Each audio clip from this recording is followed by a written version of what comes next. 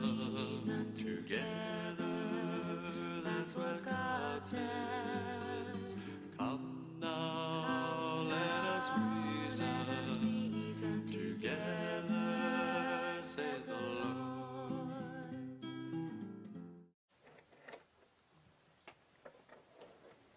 Welcome back, everybody. Let's open with prayer.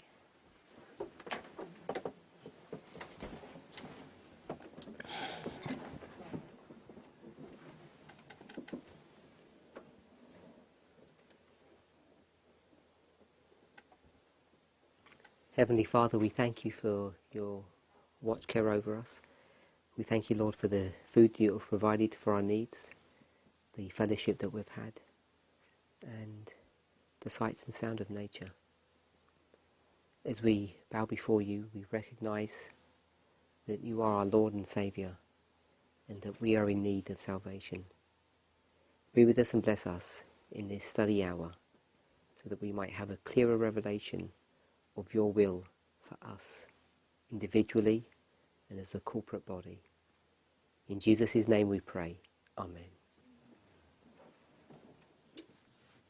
So I want to begin by asking us a question, and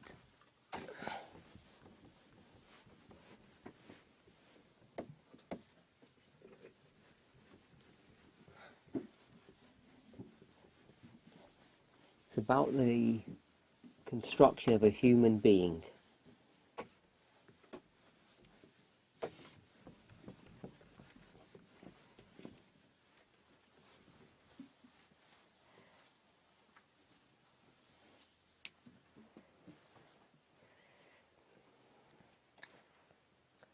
So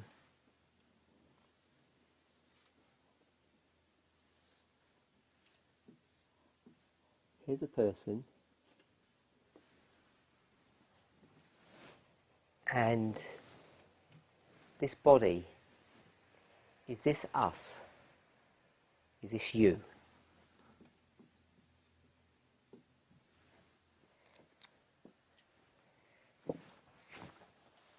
Feel free to answer. If you don't answer, I'll ask someone specifically. Then you'll be put into a tight spot.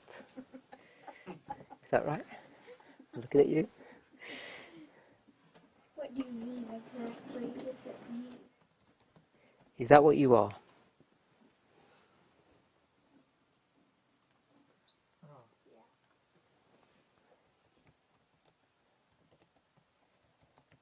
Yes?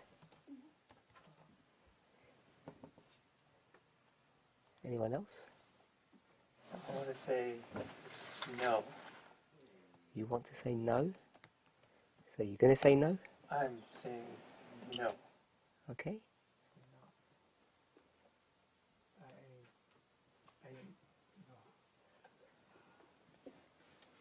Can I? You tell me why. He said yes and you said no. Right.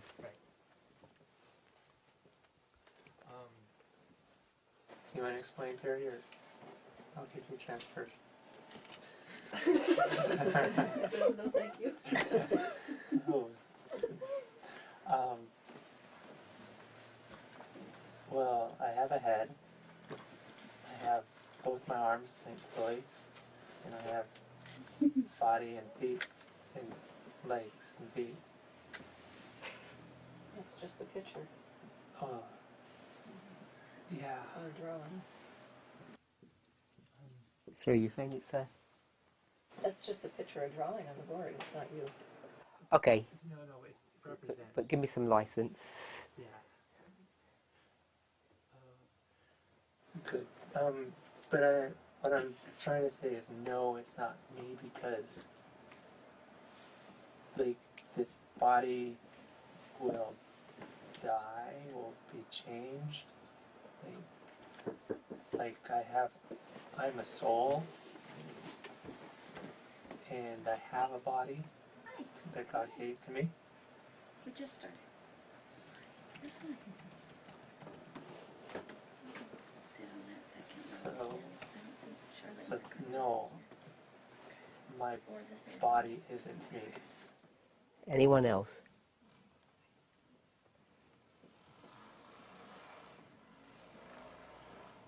Sister Wendy.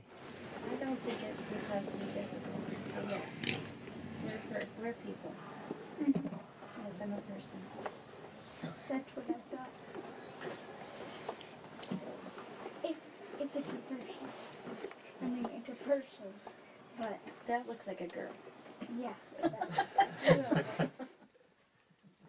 The Bible says we're many members, but all one body.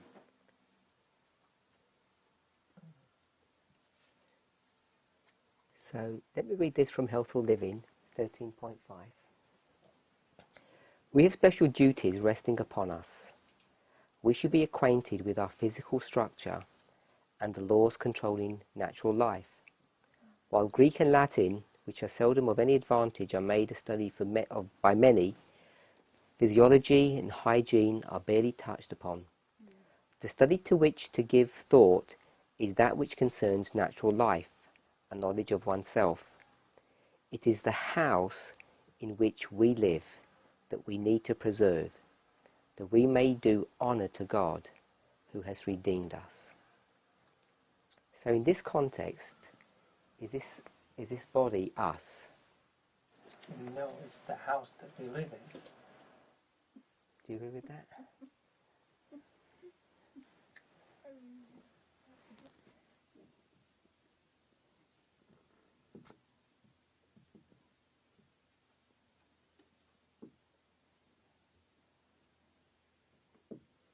So, if this person got her arm chopped off, you went into an accident, would this arm be her? Yes, it's a part of her. So it would just Not anymore. so It not was. not anymore. So is she less of a person because she has lost an arm? You think less of a person? Does she still think the same? Well, yeah. Have all the same thoughts and feelings?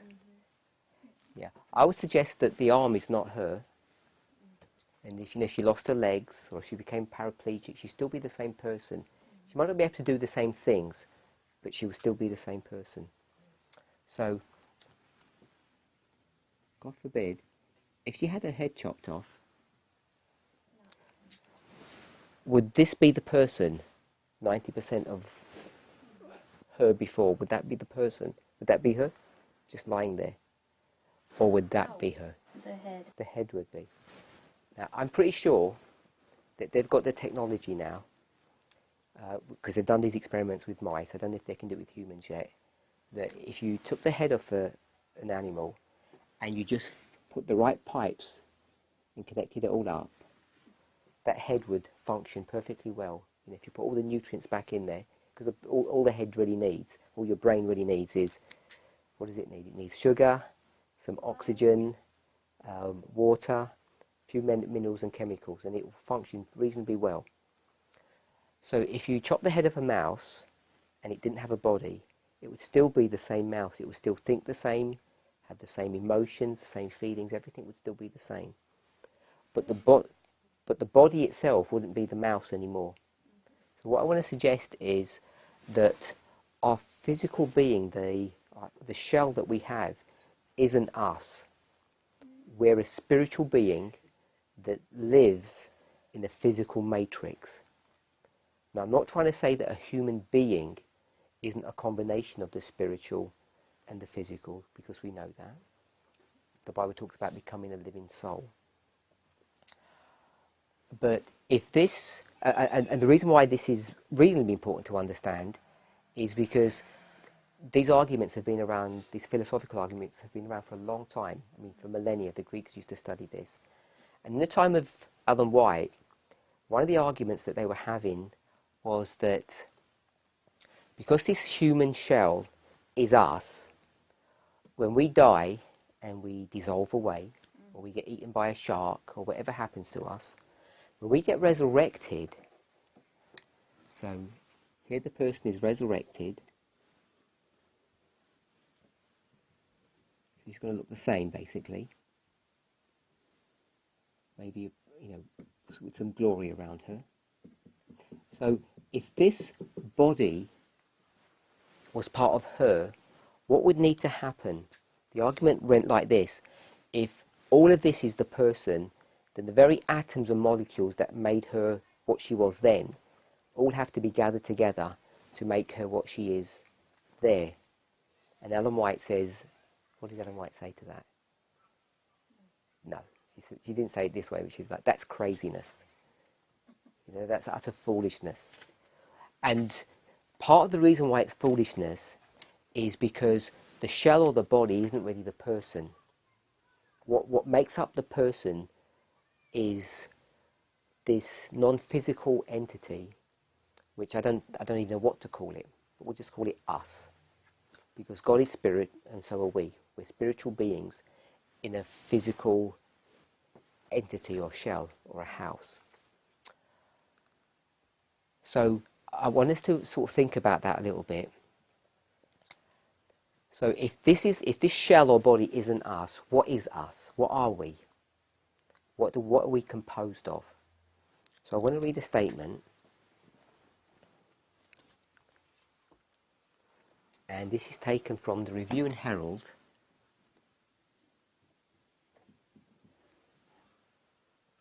January the 10th, 1882. Paragraph 1.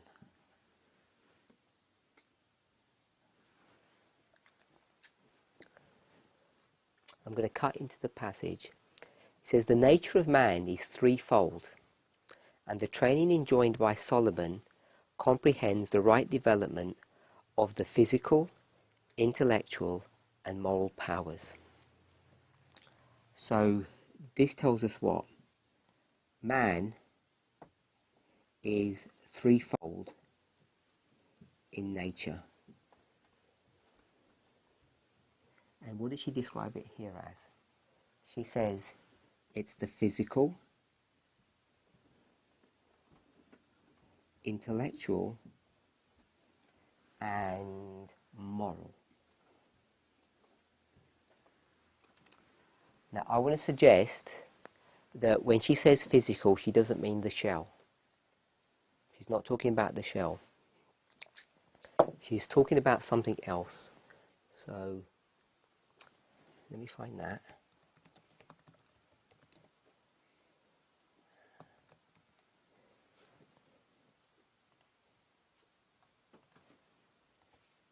If you have any questions, please ask. We'll take this from Adventist Home, 127.2. This is an interesting passage. I like this one. I've just said that the nature of man is threefold. 1, 2, 3. And it says here, the lower passions have their seat in the body and work through it. The words flesh or fleshly or carnal lusts, where are those three terms used? Flesh, fleshly or carnal lusts. Do we know where? I mean, they're obviously in the Bible. Do we know where? I don't mean the specific book, but generally. Who uses those phrases? Paul does. Paul. So she's speaking about Paul in his epistles. He comes over this term over and over again. The flesh, fleshly or carnal lust. She's going to say this. The words flesh, fleshly or carnal lust embrace the lower corrupt nature. The flesh of itself cannot act contrary to the will of God. We are commanded to crucify the flesh with the affections and lusts. How shall we do it? Shall we inflict pain on the body? No, but put to death the temptation to sin. The corrupt thought is to be expelled. Every thought is to be brought into captivity to Jesus Christ. All animal propensities are to be subjected to the higher powers of the soul. The love of God must reign supreme. Christ must occupy an undivided throne. Our bodies are to be regarded as his purchased possession. The members of the body are to become the instruments of righteousness. So she speaks about many things that Paul brings up. When she says the members of the body, that's the term that Paul uses. when she speaks about flesh or fleshly or carnal lust, it's the phrase that Paul uses often. So there's many things in there, and I know it's hard to do it without having the words in front of you, but I just want to pick up two things. She talks about the lower passions, and then halfway into the paragraph she says, all animal propensities are to be subjected to the higher powers. So we read in one statement, man is threefold in nature, and now from Adventist Home, she's going to talk about the higher powers and the lower powers. Or I'll put it as she says it. She says it in different ways, but in this passage, she talks about the lower passions and higher powers.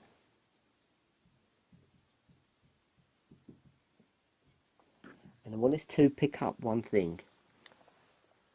The lower passions have their seat in the body. And what is a seat? It's not, don't just say a chair. Sorry? Start. A start? Throne. A throne? Anyone else? A driver's seat. So I'd go with both of those concepts. A driver's seat, where you're in charge, which is what a throne symbolises, someone who's in charge. So if it says the lower passions have their seat in the body, here's the body and here's the seat. And so what has its seat in the body? Did we just read? The lower passions. So I'll put LP here. So the lower passions have their seat in the body. And as you say, I think this seat here is a symbol of a throne or rulership. Does that make sense? So she says that there's two things. There's a higher power and the lower passions, or higher and lower powers. She says it differently in different places. And the lower passions, they have their seat or their throne in the body. So what would that mean if the lower powers have their throne or their seat, as she says it, in the body? How would you conceptualize what that means?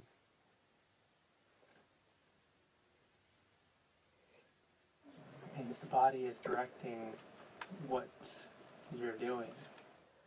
Who's ruling whom? It says the lower powers has its seat in the body. Oh. So it's not the body that's directing, Okay. it's the lower passions that are directing, aren't they? Yeah, because they're in charge.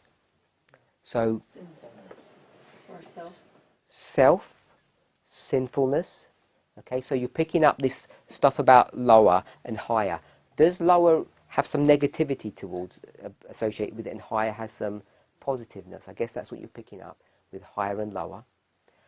And if we could imagine this, I don't know if you've seen movies or something where you have robots and you have these little men inside these big things, and they pull all these cables and they can get these things to do what they want.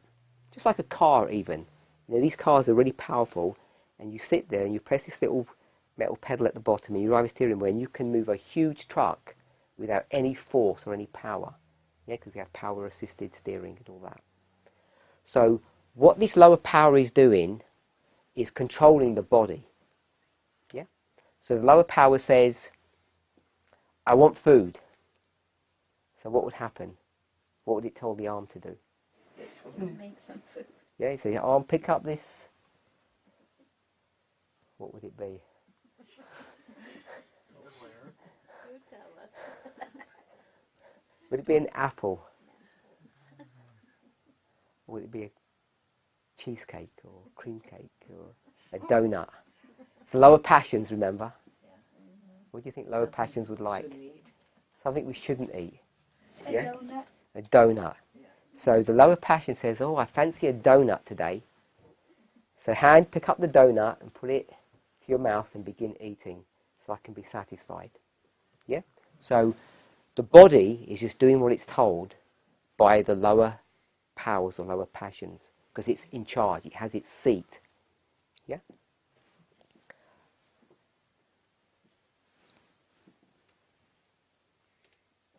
You've heard a statement that says something like, if it tastes good, eat it. If it tastes good, feel good, smell good, yeah? You can do all of these things. So this lower power is going to have access to the outside world through this body. So men have got a big problem in this. They like looking at women. So it's really the lower power that likes doing all of this. So it tells your eyes to direct your focus in a place that it shouldn't. And it will say, oh, have a look at that. Are the eyes bad? So if you took the eyes out and you put them on the table, they wouldn't do much, would they? In fact, if you got someone else's eyes and put them in, some righteous person's eyes, yeah? Somebody died and there was a righteous person, godly saint. What would those eyes be doing? They'd still be doing the same bad thing, wouldn't they? Yeah? Because it's not the body that's the problem. It's these lower passions that are the problem, yeah? Because they're controlling the body. So Paul has a good understanding of this, but we misunderstand Paul when he talks about the flesh, or fleshly, or carnal. He's not talking about the outside body, because these fingers, they don't like donuts. In fact, they don't like anything. They don't know anything. They just don't think. They're just fingers. They just do what they're told. Yeah? So, I could chop this hand off and put an artificial hand on, which definitely doesn't think, and it would do exactly the same thing, wouldn't it? It would pick up the donut and eat. It would just follow the commands. So I want us to conceptualize that, which is why I'm saying the outside shell of the body is not us. Yeah? What we are is something that's inside. And it's threefold, and it's also at two levels, the higher and lower powers. So when Ellen White says it's the physical, intellectual and moral, the physical bit is she's referring to these lower passions, because who controls the physical that we just read? The lower passions have their seat or their throne in the body. So I want us to remember that. And then she says, the words flesh, fleshly or carnal lust embrace the lower corrupt nature. So this is where we picked up that the lower was bad, because she says it right here. She says lower passions, and it says the corrupt nature. So this is corrupt.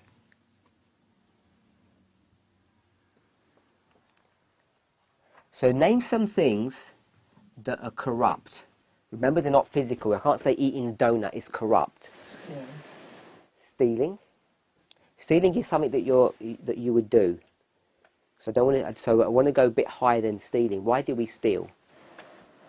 Jealousy. Covetousness. Is it E-R-T? E-T? No, I didn't think it. Yeah. And you said jealousy. The wrong kind. So is covetousness bad or good? It can be bad or good. So it can be bad or good. What about jealousy? Same, yeah? Because what kind of a God do we serve? A loving God or a jealous God? Both.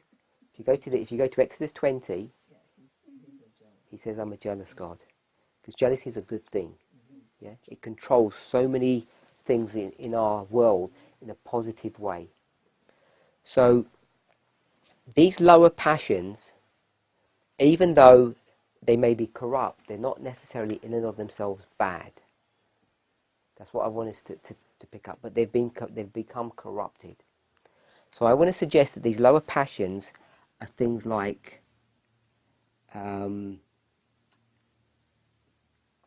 we'll put jealousy, passion, appetite, lust. Is lust good or bad? Oh, it can be good or bad. Where did lust even come from? You know, when mankind, when we lust, where did all this lusting come from? supposedly after the fall. So we weren't lusting before that? No record of it that I know of in the So Bible. how do you define what lust is? In the context of the Bible, it's always in a bad Yeah. So would you say, connotation. you know, when we were getting ready for lunch and you saw all that food on the table, would you say that you were interested in it or lusting after it? It's an interesting. I was lusting after it. It was really good. And it's what you say, because the Bible, you know, after a few chapters of Genesis, it's all of that is just negative, talking about the lost condition of a human being. It seems like lust is in and of itself something that's bad. But here's this woman, and she's got lust inside her. Where did that lust come from? So here's lust floating around here. Did it sort of just, after the fall, suddenly sort of float around and somehow get into her? No? I don't think so. Where did that lust come from then? Satan. So he said, open your mouth, let's have some lust, and put it in. Okay, that's fine. Where did Satan get it from then? If Satan gave it to you, that's a reasonable proposition. Where did he get it from? Because he used to live in heaven, so he went to a bookshop. He says, oh, let me get some lust, put it in my pocket while they're not looking, come to earth and give it to Adam. No, you can see that won't work. Sorry? His jealousy of God. Yeah, but where did this emotion come from? From the Creator. From the Creator. So God creates lust. Are we okay with that? Yes, yes. Yeah? When God created Lucifer, what did he create him in? Not where? In his Image? In his image. So God created Lucifer in his image. And so if Lucifer had some lust somewhere in him, what does it tell you about God? God has lust. He must have had lust in him as well. And jealousy, where did you get jealousy from? Again, it wasn't Satan, something that Satan gave you, because then I'm going to ask, well, where did Satan get it from? And he lives in heaven and there's no bad corners anywhere. So he must have got it from the same place we got it, which is from God. So when God creates something, he creates copies of himself, doesn't he? Yeah. Everything in this universe is a copy of God at some level. Because God is so big, he can be multifaceted. So is this a copy of God or in the image of God? Would we say that? Yeah. Yeah? Or is this, it's my version of a moon, is that created in the image of God? Because the heavens declare his glory. Okay, so maybe this is silly, but I just happen to think about something. If we're a copy of God and we get all these emotions and everything from heaven, say, God doesn't hate, I mean, he hates, abhors things, so, I mean, humans hate each other sometimes, and they hate things, but do we get that from him, too? I think there's a number of verses that tell you God hates things. So the emotion of hate, let's put that here, the emotion of hatred came from God. Because there's things that God hates. He tells us in a number of different places. What I want us to see by this is not that God is corrupt, but I also want to show that none of these are inherently corrupt. They can become corrupted, they're corruptible, but they're not corrupt in and of themselves. So a moon, is that a good reflection of God? I mean, it's not brilliant, I don't think. You can't talk to the moon. You can't have a relationship with it. It can reflect his glory, but it's not, I mean, it's just a lump of rock. So even though it's reflection of him, it's not a good image of God, in one sense, compared to a dog. If you compare the dog to the moon, which is a better reflection of God, I would suggest the dog is. Yeah? I mean, God looks nothing like a dog, but a dog has many attributes that God has compared to the moon. The moon doesn't have many attributes of God. Okay? Where did God get lost? Where did he get it from? He didn't get it from anywhere. It's inherent in him. It's what he is. So wherever God is, he didn't come from anywhere. He has always been. He's outside of time and space. This is what he is. And everything that he creates has some kind of reflection of him. So a moon doesn't have any appetite, does it? No, so it's only a limited representation of who God is. Has a flower got an appetite? It certainly has. It's got an appetite for sunlight, for nutrients, for water. But again, it's not a good representation of him. Is the flower jealous? No. So it reflects God's glory in a limited way. And so as he's created all these things in the universe, some are a better reflection of him or of his image, and some are not so good, if I can put it that way. Angels were the number one creation for a long time. And then came humanity, human beings. And they were even a more perfect reflection of God's character, or they were created in his image. Okay, so hopefully we've dealt with all of these things. If we can conceptualize that they're not out here, they're already in us and they're part of God. It's who we are. So I just want to pick up a few more things from this paragraph before we start making a bit of application. So embrace the lower corrupt nature. So this is being corrupted. That's what I want us to see here. The flesh of itself cannot act contrary to the will of God. What does that mean? Because it says the lower passions are called, what's another name that Paul uses for them? Fleshly. Flesh. So I'm going to call it flesh. And what I want us to remember is the finger flesh in this context? No. No, this is not what Paul means when he says flesh. When he says flesh, he means the lower passions. He doesn't mean your bodily parts. It doesn't mean your feet or your legs when he says the flesh. So I want us to remember that. The flesh of itself cannot act contrary to the will of God. So I want us to think about that. Now, man is threefold in nature, got the physical, intellectual and moral, but there's the higher power and the lower power. So it says that the flesh, and I'm going to call it the lower passions, I'm going to call it power, because I just remember it that way. The lower powers, what can they not do? They cannot act contrary to the will of God. So, we'll be careful here, don't want to offend anybody. Is it contrary to the will of God that we eat donuts? I'll do another one because people might argue that one. Cheese. Cheese. Are we okay with cheese, a safe one? Or pork? Pork is definitely safe. I always speak to different groups and people have different viewpoints and things. Is it contrary to the will of God that we eat pork? Okay.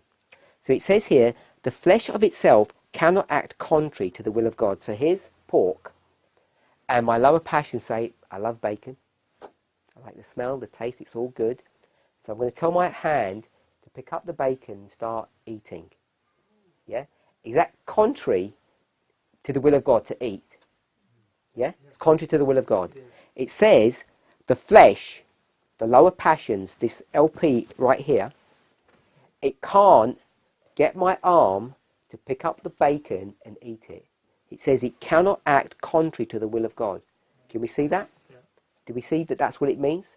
Yeah. So my lower passions cannot tell this arm exactly what to do, even though they have the throne seated right here in the body. Okay? So the lower passions, jealousy, passion, appetite, lust, hatred, and can we put anger? All of these things cannot tell your body what to do. So if your lower passions here get riled up because you're having a bad day, Can they tell your mouth to open and start shouting and being rude? Because if you shout and be rude, is it contrary to the will of God? Yeah, it's contrary to the will of God.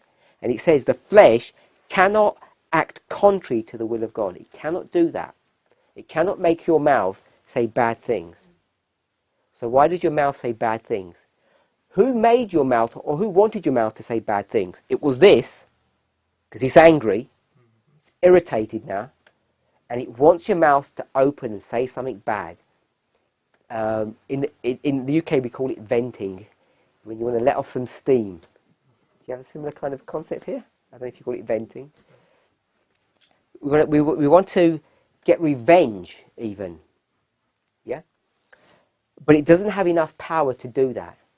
So the lower passions, even though they have their seat in the body, they can't make the body do anything that's contrary to the will of God. So who's going to do that?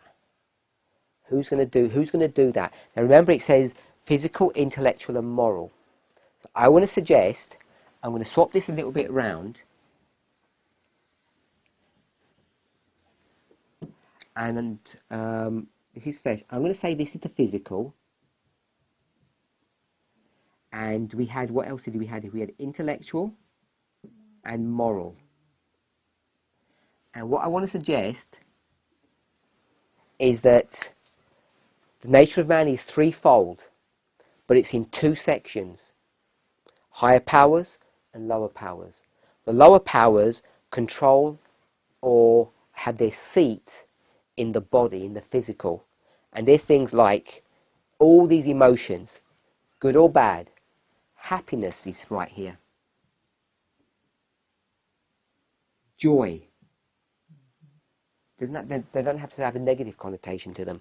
Laughter, all of these things, all of these emotions. So I want to call these emotions. These are all have their seat in the body. And how are they all stimulated? Through our 5 senses. Yeah? So if the sun hits your body, what does it make you feel? It makes you feel good. If it's not too hot, if it's nice, yeah? When it's too cold, it makes you feel horrible perhaps. Or if it's dark and grey outside, it makes you feel miserable.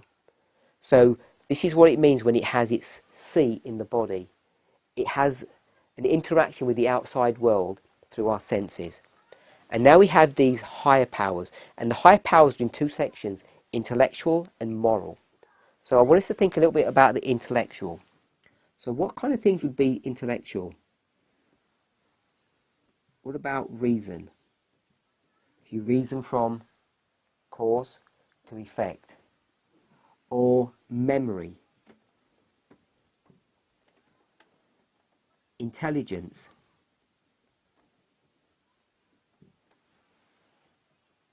I've got memory. Understanding, which is very similar to reasoning. Logic. Facts. Figures. All of these things are all to do with the higher powers. Another way to describe the higher powers, Ellen White talks about it with this other term, is mind. So we've got the mind and we've got the flesh. We're going to read in a moment, there's another term that's used to cover all of this, and it's the heart. Okay? So I'm going to put heart here. So we've got mind and heart. Mind and heart. And there's one more, this moral one. And I'm going to give another name for this moral, and it's will. We'll speak about will in a moment. He speaks about will here, he talks about the will of God. So do we all have a will? Yeah? Where did we get it from? God. We got it from God. From God, yeah. Because God has a will, so therefore we have a will. So let me ask you a question. What is will? What is the will? Doing things. Doing things. Okay? So I'm going to say maybe the ability to make decisions or choices.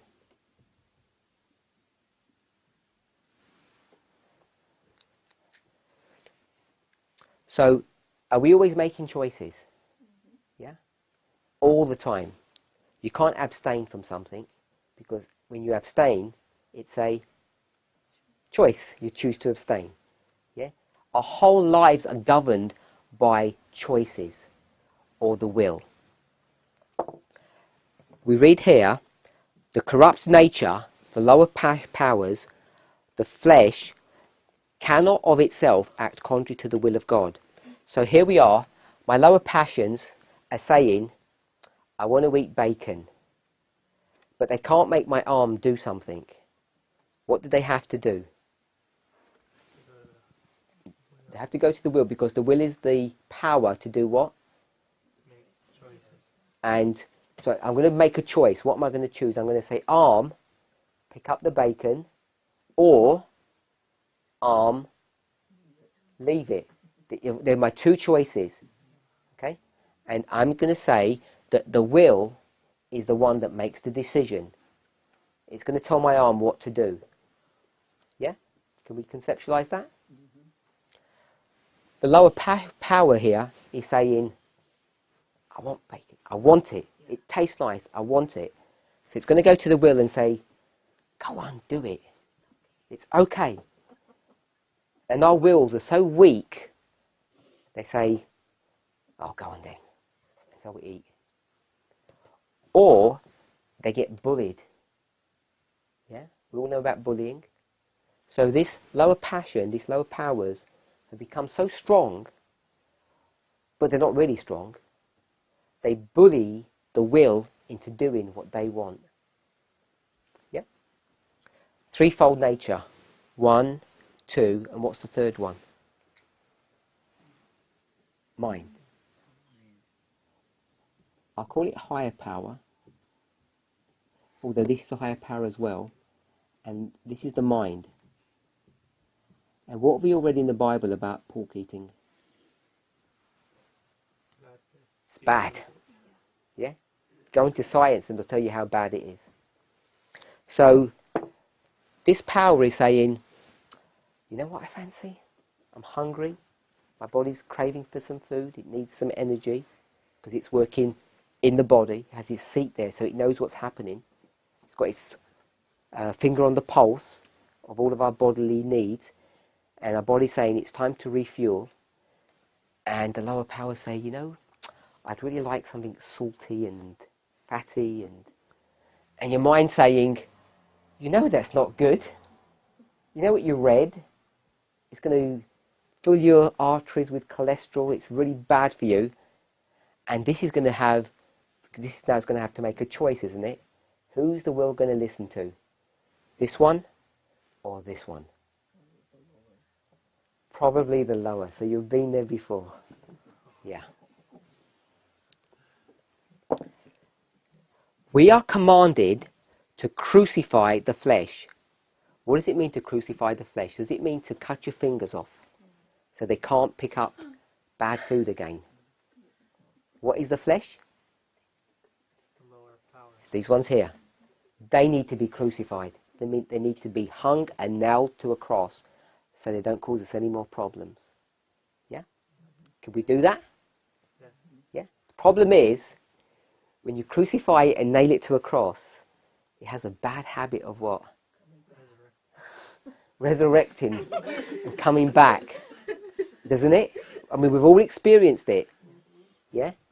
You can sort out all of this power, maybe for a moment, maybe a day, maybe for a week. You know, it's first day of the first month, January the 1st, and all these resolutions come in. And within a week, what happens? It's back to the old self, yeah. Back to our old ways. We are commanded to crucify the flesh with the affections and lusts. So we've got lust here, and we can put affections. All of these things need to be crucified. How shall we do this? How are we going to crucify all of this? Shall we inflict pain on the body? Should we go on a starvation diet? Yeah, because many of us do, even many Adventists. We get into problems when it comes to taking care of our bodies. We don't know how to take care of our bodies. It's not, the problem isn't the mind. Most Adventists know how to eat. They get sick. We get sick. I should say they. We get sick. Why? Because we're run by this thing here. That's what our big problem is. So what's the solution? We need to fast. We need to just drink lemon water for 2 weeks. Get fully cured. Yeah, we'd get cured if we did that. If we went on a water fast for a month, all of our problems would all disappear. Because what we've done, we've inflicted pain upon the body. What's going to happen after the month? Just going to go back to the old ways. Yeah? We always just go back to the old ways. Like a dog to its vomit. Or a pig, a sow to its mire. Pig goes back to the mud. Dog goes back to its vomit. And that's what the problem is. We haven't learned about controlling ourselves.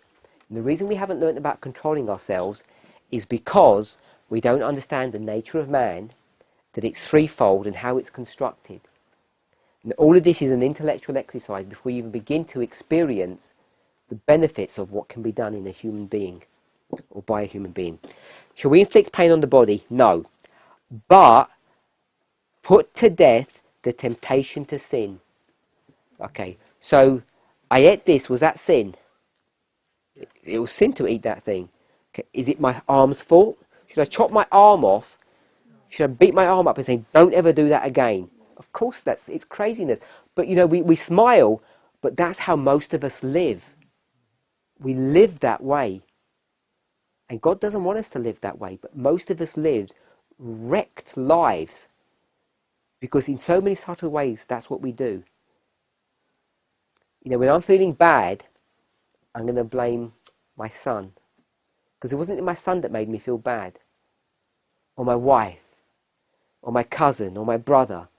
Or my church sister. Someone else is causing me all these problems. We always want to blame something else or someone else. Because what we want to do is we want to inflict pain on the body. So if you're feeling bad, you just shout at your wife. Inflict pain upon her body. Hurt her. And everything's going to be fine. And is it? For sure. It's fine for a few moments. Don't you feel good? You've released all of that tension. Yeah? You've let her know what's what. And you say, I've got peace now. But it doesn't endure, does it? Yeah? No. Until she starts talking back. Yeah, because she needs to inflict some bodily pain. Yeah? You know, if your child is giving you aggravation, the best thing to do is take your slipper off and beat it in anger. No. Isn't that what we do? I mean, isn't that what we do? And we feel good for a moment until we realise what we've done, and then we repent and we feel sorry, we try and apologise. And you know, if you hit a child hard enough, for long enough, sometimes it's only once, they'll never, ever forgive you for the rest of their lives. It only takes one episode of that, and you can ruin a child for life. They'll hate you for the rest of their lives. Some of these things have eternal consequences, and we don't realise it. So, this is not the way to behave. But we need to put to death the temptation to sin. Then she says this, the corrupt thought is to be expelled. These things that are happening here, they need to be expelled. And who's going to do the expelling? The will. The mind can't do anything. The mind just says, that's not good. Yeah? I don't think it's good to hit your child in anger. It's a bad move. But this is the one that's going to have to do the expelling. The corrupt thought is to be expelled. Every thought is to be brought into captivity to Jesus Christ. This is a nice bit. It says, all animal propensities are to be subjected to the higher powers. So, first she talks about the lower and the higher powers. And now she talks about animal propensities are meant to be subject to the higher powers. So here's the higher powers. So what's the animal propensities that she's just spoken about. She's just said the same thing but used a different phrase now. The lower passions here, now she's calling them animal propensity. What does propensity mean? It means a leaning or a bending towards something. Sorry? Tendency. A tendency. So we'll change it to tendency. The A-N-C-Y or E-N? So lower passions are animal tendencies. All animal tendencies, propensities, are to be subjected to the higher powers of the soul. The reason why it's nice to use this idea of animal propensities, because Ellen White uses animal propensities in a different context. And what does she say about animal propensities? How to make them strong. How do you strengthen animal propensities? Eating flesh. By eating animals. You eat animals, you'll strengthen the propensity to be like an animal. So what we know is that it's not just a matter of choice. Your will is not going to just say, I'm not going to eat this thing. Because if you've had it 100 times before, that animal that you've eaten has done what? It's strengthened the animal propensities or the lower passions. So this is why these lower passions have become so strong in a human being. They've become this bully. You know, when we're all at school, there's always a bully in the what do you call it, in the yard or the schoolyard. Call it schoolyard here, and everybody wants to avoid him or her because lots of times it's girls as well. It's not just a thing that's to do with boys. And if you keep on acquiescing to the bully, what happens to him or her? They just get stronger and stronger. It just takes somebody. I'm not advocating fighting or anything, of course, but it just takes somebody to hit them back just once and put them in. And sometimes they're not even the biggest person. They don't even have the biggest person. Someone just stands up to them and puts them in a place, and it all stops. So what we need to do is make sure we control all of these. And one of the mechanisms for that, because this is not a health lecture, but one of the mechanisms for it is through the reforms that the Lord has given us. Part of the reform work is to get this lower power and subjugate it and keep it dampened down. It's like a smouldering fire. You know, if you don't keep the water on it, it will just flare up one day. So we need to keep it dampened down. And the way we do that in this context is the one we just mentioned, is through diet control. Not just diet, but it's all the natural remedies that we have. So we need to keep these lower passions dampened down. And she calls them animal propensities. That's one of the reasons why we shouldn't be eating meat. That's just, as again, I'm not trying. It's not a health program, but it's all they're all connected subjects. Sorry. Well, that's okay. So if we eat meat, we're animals? No, certainly not teaching us that, because if we were to believe that, we'd get into many erroneous doctrines. Because then we'd say that Jesus was an animal. So I'm not trying to teach that at all.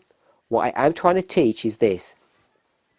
When God created this shell here, not us, not this spiritual being, but this shell, he knew, just like Ford knows, when it designs a car, what the best fuel for that car is. Yeah, the designers at Ford or GMC, all these companies, they know when they design these vehicles what the best fuel is for them, what the best oil is, because you have to use different oils for different cars. Yeah, it's not just the diesel and petrol or gas. It's also the type of oil that you use, different grades for different climates. So when God put this human body together, he knew what the best fuel was to make this body run effectively and efficiently. And if you go back to the original diet, you know meat wasn't part of that. For whatever reason, God has his reasons for doing it. And I say it's not a health lecture that I'm doing. But God gave us permission to eat meat. He had his reasons for doing that. And the Bible is clear in the book of Genesis. We have permission to do that. But unfortunately, the animal creation has got sick, just as we've got sick. Genetic mutations and all the problems with the animal creation. The whole of creation is waxing old and is groaning under the weight of sin. And it's got to a stage at the end of the world where animals are not really, I mean, they never were the best food to eat, but they're particularly harmful now. They're particularly damaging.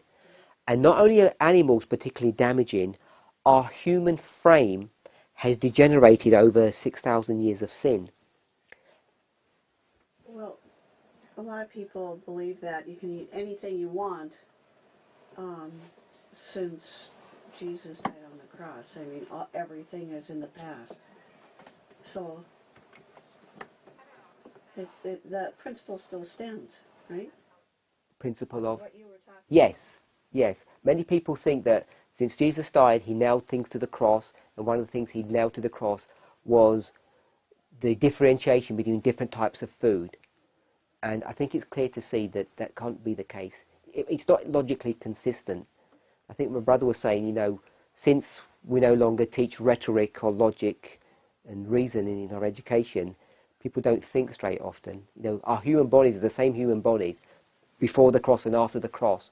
And if it was something bad before the cross, it's still going to be bad after the cross. So I'm not saying if we eat animals, we turn into animals, but what I am saying is that these emotions that we have are affected by what we eat. And there are certain chemicals or elements in flesh, in animals, that when we partake of them, they strengthen these things. Now, if all of this was just love, and we'd say we want some love to be strengthened, so we'd eat a lot of animals, but it's not that simplistic, because it's like a double-edged sword. Some of these things have got negative connotations about them, and it's these animal elements that we partake of if we eat flesh that begin to have this negativity about them, and we strengthen these lower powers in a way that is not helpful to us. So it's far easier, if you want to live a life that's not in conflict with yourself, to stay away from those types of food and eat a much cleaner diet, a cleaner fuel, if I can put it that way. All animal propensities are to be subjected to the higher powers of the soul. The love of God must rule supreme, must reign supreme. Christ must occupy an undivided throne. Okay, so where's the throne in our picture? That one there. And who's sitting on there? The lower passions. So the lower passions are the king, yes? Here's my crown. So let's get this picture here, make it a little bit bigger. So here's the lower passions. And they say, Jesus says, you know what? I want to sit on this throne. And the lower passions say, that's fine, we'll just snuggle up together. So it's moved back a bit and say, you can join us, Jesus. So here's Jesus on the throne. Is that a happy union? No? What did we just read? Christ must occupy an undivided throne. So what does Christ want to do? He wants to get this and say, you need to get off. Yeah? So we can safely say this was the lesson he was trying to teach the Israelites in the wilderness when they indulged in eating the quail till they died. Exactly that. He wants this to get off the throne, and he wants to take that place. And he says, this crown doesn't belong to you, it needs to be given to me.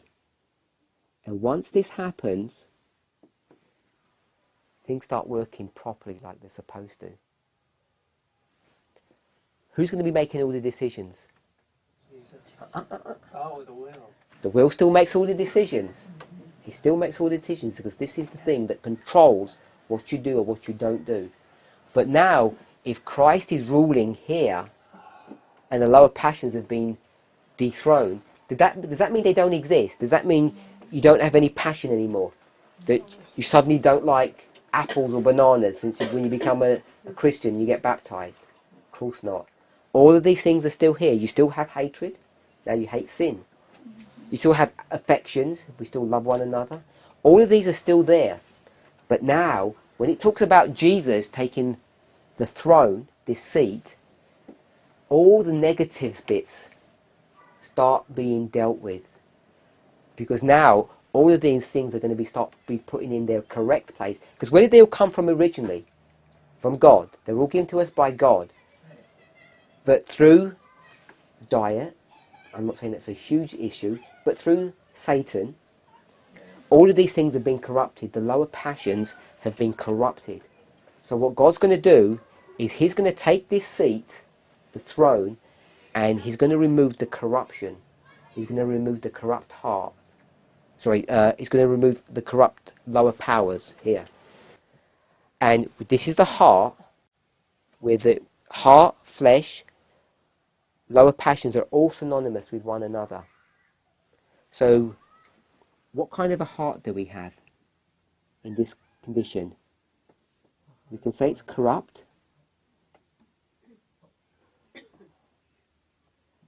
A heart of stone. Earlier we read Isaiah 6. What did it say about the heart there? Make their heart fat. Is fat good for the heart? Certainly isn't. So all of these are synonymous terms that you've all read in the scriptures that are dealing with a corrupt heart. So when Jesus says, okay, I want you off the throne and I'm going to take your place here, does that mean you don't have a heart anymore? Doesn't mean that at all. What does it mean? It means the fat is cut away, the stone turns into flesh, and the corrupt turns into something that's pure. The Bible says the pure in heart. Where is purity to be found? Is it in the mind? Not in the mind, it's in the heart. So when we think about this heart or these lower passions or the flesh and Christ, we read here clearly, it says Christ must occupy an undivided throne. It's this throne that he wants to occupy. He wants to take the lower powers off. It doesn't mean you don't have all of these emotions anymore. What it means is that the corrupt, stony, fatty heart is going to get sorted out. The fat's going to be cut away, the stone is going to turn into a flesh, and the corrupt is going to become pure. Can we all conceptualize that? Okay. Now I want to ask you, any questions on that? That was just the introduction.